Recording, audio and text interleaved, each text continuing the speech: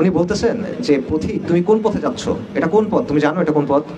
এটা হলো ওই পথ যে পথে হাঁটতে গিয়ে আদম আলাইহিস সালাম ক্লান্ত হয়ে গেছিলেন। এটা ওই পথ যে পথে হাঁটতে গিয়ে নূহ আলাইহিস সালাম কান্না করে দিয়েছিলেন।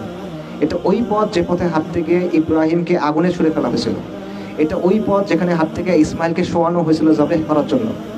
এটা ওই পথ যেটার জন্য সস্তা দামে বিক্রি করে দেওয়া হয়েছিল ইউসুফ আলাইহিস সালামকে, কারাগারে থাকতে হয়েছিল থেকে কয়েক বছর। এটা ওই পথ যেখানে হাঁটার জন্য জাকারিয়াকে করাত দিয়ে দ্বিখণ্ডিত করা হয়েছিল। এটা ওই পথ যেখানে যাওয়ার জন্য জবেহ করা হয়েছিল সাইয়্যিদিনা ইয়াহইয়াকে। এটা ওই পথ যেখানে আইয়ুব আলাইহিস সালাম রোগে ভুগছিলেন। এটা ওই পথ যেখানে দাউদ আলাইহিস সালাম তার কান্না সব সীমা অতিক্রম করে চলে গেছিল।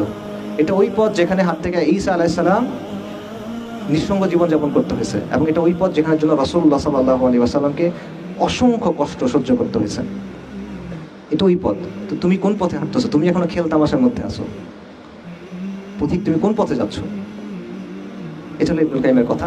এইটা আপনাদের জন্য, আমারও আপনাদের জন্য কথা। আপনারা সিরিয়াসলি চিন্তা করেন। আমার কথা হয়তো বা আপনারা যেরকম এক্সপেক্ট করছেন ওরকম হয় নাই, বাট আমার মনে হয় এই জিনিসটা আপনাদের সবার, আমাদের সবার চিন্তা করা দরকার।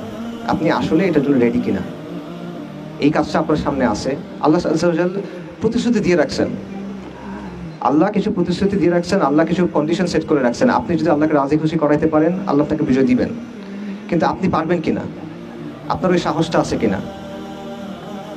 আপনি এই কষ্টটা করবেন কিনা?